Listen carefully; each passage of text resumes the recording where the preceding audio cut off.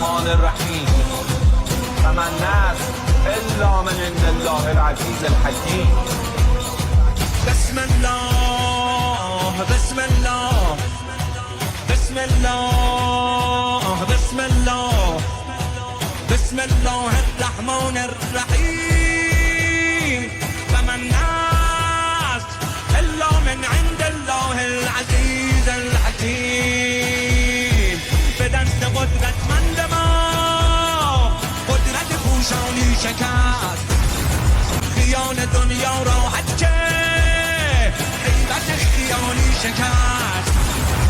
تمام سردرگمیشان نشانه مستعصلیست. عملیات آغاز شد، رمز مبارک یا علی، رمز مبارک یا علی، یا علی یا علی. اینجا ایران قرارگاه مردمی خاتم الانبیا و این حماسه گفتگوی میان مردان میدان و مردم خیابان است.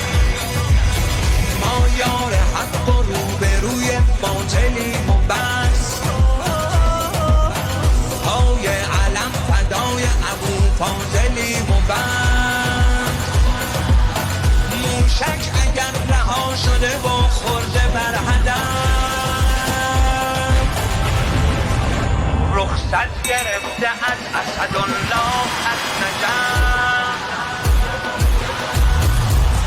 طاووس خواب‌های پریشان دشمنیم، شلیک را به قلب تلاویف میزنیم. تکیه نکرده ایم فقط بر سلاح ما،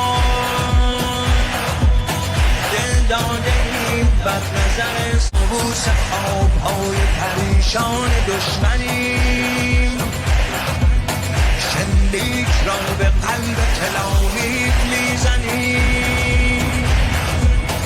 تکیه نکرده ایم فقط بر سلاح ما، دل داده ایم بر نظر صاحب الزمان.